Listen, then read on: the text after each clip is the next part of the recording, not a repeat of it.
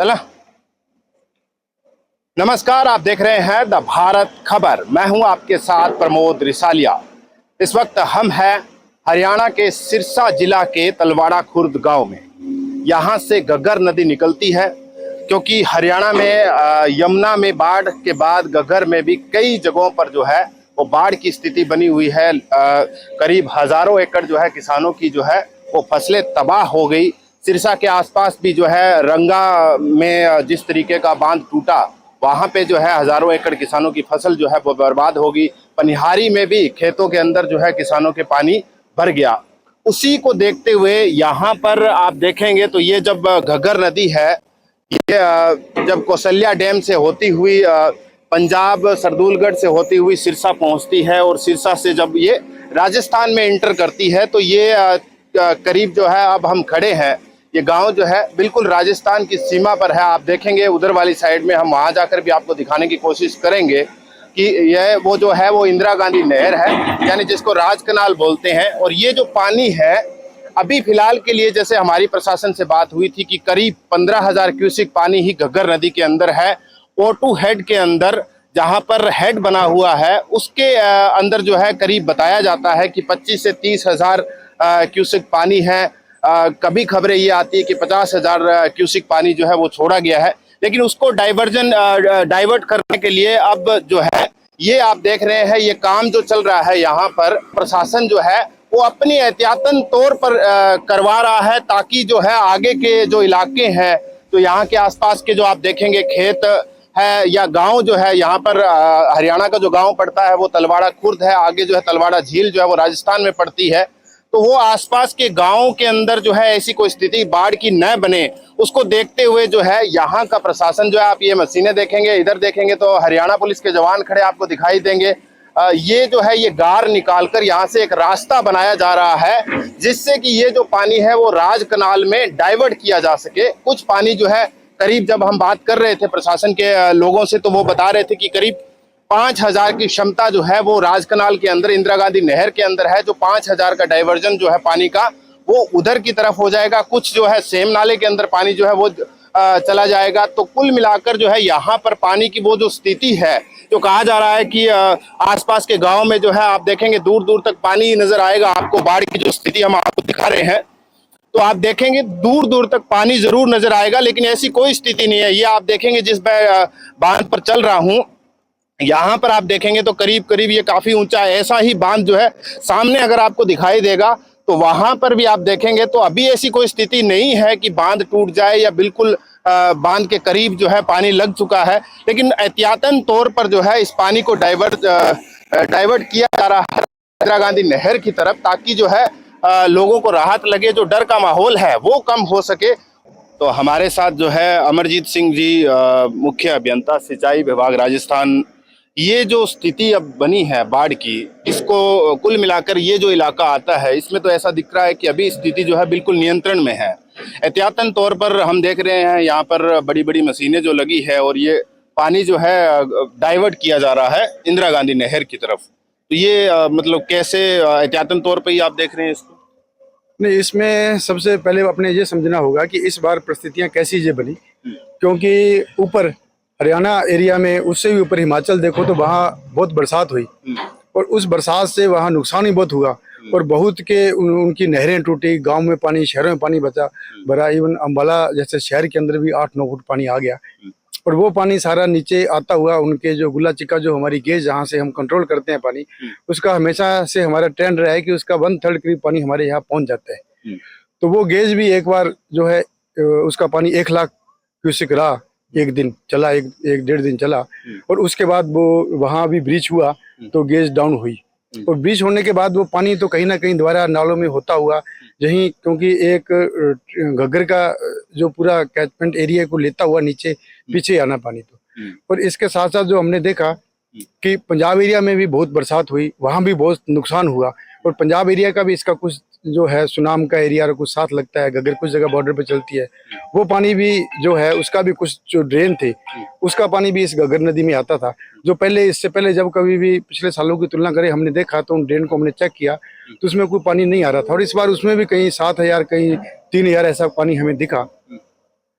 तो उन चीज़ों को सबको देखते हुए, उस बरसात के जब वहाँ जो तबाही हुई उसको देखते हुए हमने जो मैक्सिमम प्लानिंग कर सकते थे हम उसकी तरफ हमने काम किया। प्रशासन के साथ हमने तालमेल बैठा के एक प्लेटफार्म पे हमने काम किया। और यहाँ तक कि इस पॉइंट पे जो काम इतना चल रहा है, जो इंटेक स्ट्रक्चर 2000 में निर्मित किया गया था, और उसके बाद ऐसी कोई स्थिति बनी नहीं, इतना पानी कभी आया नहीं और इसको खोलने की जरूरत नहीं पड़ी कभी।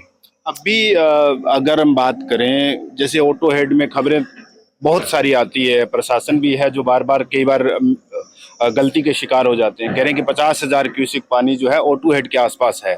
यहाँ कितना पानी है अब मौजूदा वक्त की बात करें तो? जैसे O2 से ऊपर सरदरुगढ़ एक गेज है, उसके ऊपर पानी जो है 53,000 के कल था और आज वहाँ 52,000 कुछ है। वो कम ज़्यादा थोड़ा होना, वो उसके आसपास 3-4 जगह पे सरसा एरिया के आसपास ब्रीचेज हुए थे, उसका भी कारण हो सकता है। वो जो कम होता है वो भी कहीं जाएगा नहीं, वो घूम फिर के दोबारा इसी ही जो है एरिया में आएगा। तो वो बात बिल्कुल सही है कि ऊपर पानी जो है 52-53,000 लगातार जो है 3 दिन से वो एक बना हुआ है, और वो पानी सीधा 14 घंटे बाद O2 पे ही पहुंचना है। और जो पानी O2 पे आता है वो 10-11 घंटे में जहाँ पहुंचता है, जैसा पुराना ट्रेंड रहा है। क्योंकि ये बात जो करें, इससे पहले जो बाढ़ की स्थिति बनी थी 95 में बनी थी, और उसके बाद कभी इतना पानी आया नहीं।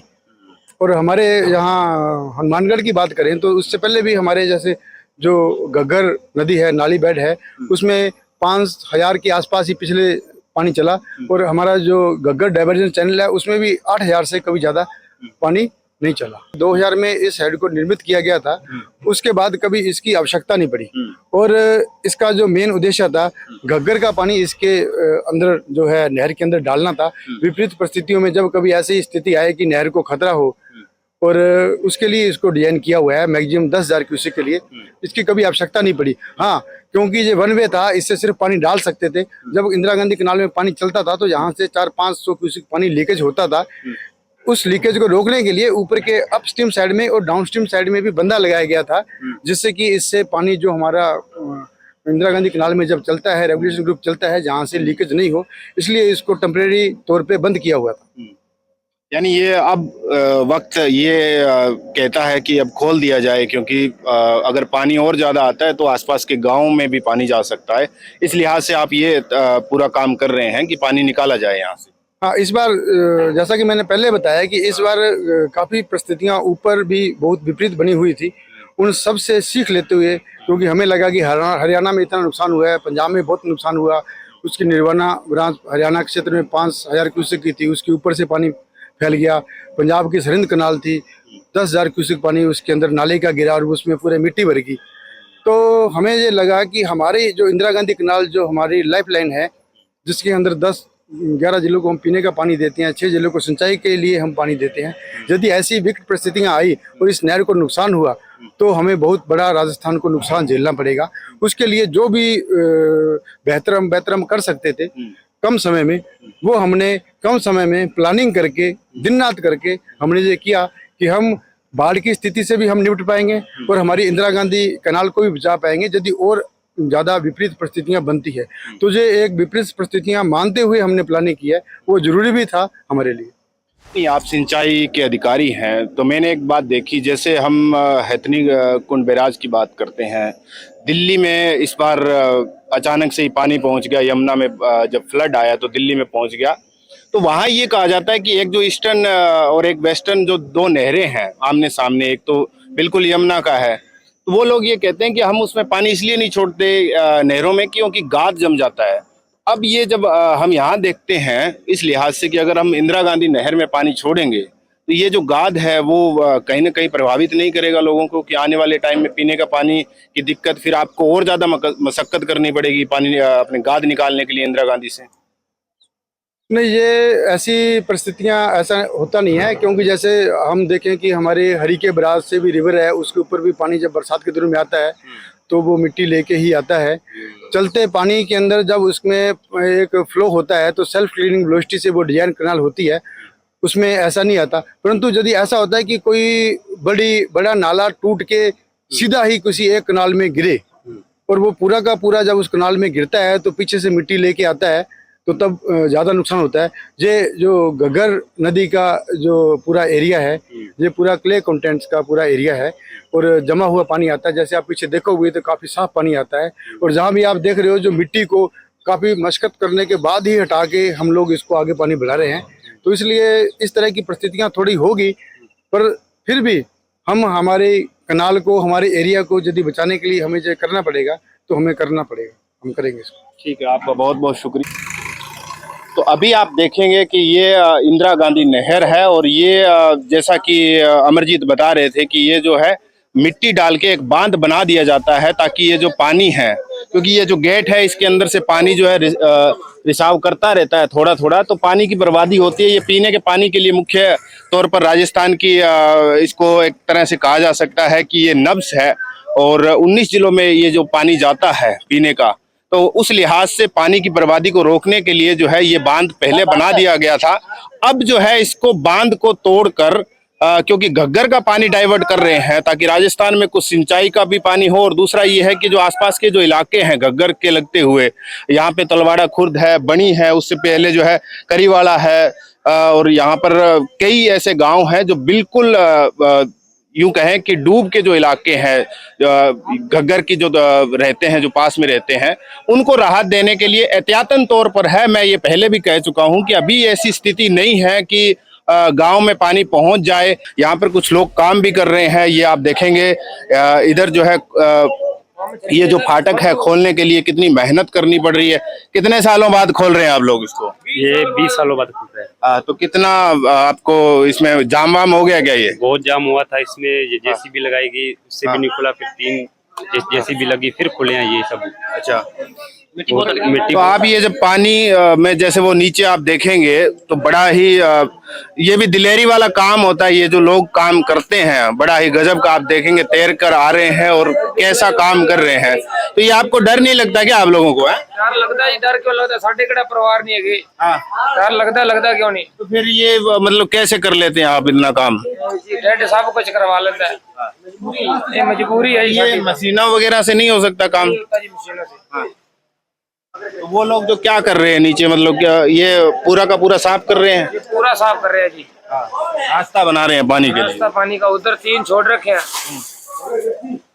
तो आप देखेंगे कि किस तरीके से जो है, क्योंकि 2010 में इसका निर्माण किया गया था, करीब 23 साल हो गए हैं निर्माण के बाद, आज ही जरूरत पड़ी है और आज ये लोग जो है मेहनत करके इसको खोद रहे हैं, निकाल रहे हैं और ये फाटक खोलने की कोशिश कर रहे हैं। क्या नाम है आपका? रवि कुमार सर। रवि, मुझे ये बताइए कि ये जो पानी आ रहा है तो इसको देख के आप लोग ये काम कर रहे हैं, गार निकाल रहे हैं मशीनों से, तो डर नहीं लगता कि अचानक से फ्लो बढ़ गया तो क्या होगा फिर? फ्लो तो सर नहीं बढ़ेगा इसे, जो मशीन है अब कल आई राजस्थान वालों की, परसों चौथे कह दिया था एक मशीन और आनी चाहिए उधर के लिए। हरियाणा का जो सैंपल नहीं है ना उसमें के लिए नहीं है। वैसे हरियाणा सरकार अच्छे काम कर रही है, हरियाणा के हमारे को सपोर्ट भी बहुत करे, राजस्थान से कुछ भी सपोर्ट नहीं है। कल आई है उनकी मशीन लॉन्ग बूम, इतनी पुरानी मशीनें हैं, बिल्कुल आराम से चल रही है, कोई फायदा नहीं है। नहीं, आपको मतलब ये जो पानी आ रहा है, जब पानी को देखते हैं आप, पानी के अंदर भी ये चलाना पड़ जाता है, बिल्कुल पास में चले जाते हो, तो डर नहीं लगता कि भी एकदम से पानी आ गया? जैसे हम देखते हैं वीडियो के अंदर, आपने देखा भी होगा कि बाढ़ कैसे आती है, डर नहीं लगता आप लोगों को? डर तो लगता है, पर ये तो मशीनें हिमाचल में बह गई थी। बह जाती है सर, पर क्या करें, समाज सेवा है। पीछे भी आपको सिरसा में पता है, पनियारी में टूट गई है, आगे भी टूट गई है, फिर करनी पड़ेगी ड्यूटी तो। नहीं, ये हम अगर बात करें तो ये जो मेन पिलर है, जब कोई बाढ़ आती है, हम एनडीआरएफ की बात करते रहते हैं हमेशा, हम एसडीआरएफ की बात करते रहते हैं, हम आर्मी की, हम तमाम उन समाज सेवियों की बात करते हैं, हम उन तमाम तैराकों की बात करते रहते हैं कि लोगों की जान जो है बचाने में वो सबसे आगे है। लेकिन मुख्यतः अगर हम बात करें तो इन भाई साहब जैसे ड्राइवरों की भी बात करनी चाहिए, क्योंकि ये जब बांध टूट जाता है उसको फिर से बनाते हैं, ये भी एक बड़ी बात है। और इसके अंदर हमने देखे भी हैं कि कई इतनी बड़ी बड़ी मशीनें जो है वो भी उस बाढ़ के फ्लो में बह जाती है, लेकिन इनका जिक्र बहुत कम होता है। बिल्कुल। तो मैं ये कह रहा हूँ कि आप जो ये मशीन चलाते हैं तो कितना आपको मेहनत करना पड़ता है? मेहनत तो सर अब 7 दिन हो गए, दिन रात 24 घंटे की ड्यूटी चल रही है। हमारी सोने को 1% भी चांस नहीं है। केली आ जाती है, आगे सैंपल है, चौक हो जाते हैं, फिर निकालने पानी की दबाव देना पड़ता है। तो इसके लिए आप जब आप लोगों को कोई ट्रेनिंग वगैरह देते हैं क्या, कि मतलब पानी के अंदर आपको कैसे इसको अगर बाई चांस अगर कोई आ जाता है ऐसा फ्लो पानी का, तो उसपे कैसे निकलना है, या अपने आप से ही वो तो सीखते सर हैं? अपने ऊपर एक्सपीरियंस होता है कि यहाँ पानी इतना फ्लो है, बोक्ट मार कर देख लेते हैं, दलदल ना हो, फिर चल जाती है मशीन। कोई दिक्कत नहीं है उसके अंदर। वहाँ जैसे स्टेप बने हुए हैं, वहाँ कड़ कर केड़ी निकाल देती है मशीन। बहुत कोई दिक्कत नहीं है, पर एक्सपीरियंस होना चाहिए ऑपरेटर को। एक्सपीरियंस होना चाहिए। तो आपको मतलब ये एक्सपीरियंस है, इसी वजह से आप जो है लगातार, आप कह रहे हो कि कितने दिन से आप चला रहे हैं इस यहाँ मशीन को? यहाँ पर 7 दिन हो गए सर। 7 दिन हो गए। दिन रात चल तो रही है आपकी जगह मतलब शिफ्ट चेंज होती है या आप अकेले ही करते हैं? एक भाई और है मेरा राजवीर, वो रात को चलाता है 2-4 घंटे, और बाकी मैं चलाता हूँ। उनको एक्सपीरियंस कम है? हाँ, उनको एक्सपीरियंस कम है, और फिर ज्यादा मेरी को है। 2005 आप से लोगों को मतलब रेस्ट वगैरह देते नहीं है लोग? कुछ नहीं है। तो अब आप मान के चलिए कि आप वहां से गार निकाल रहे हैं नदी में, आप कह रहे हो कि 2-3 घंटे आराम से सो पाते हैं, आंख लग गई वहां पर, फिर क्या करेंगे आप? आँख तो सर वैसे तो नहीं लगेगी, पता है मेरे को, अच्छा। पर लगने कोई भरोसा नहीं, लग भी जाती है, रात नाइट के टाइम लग जाती है।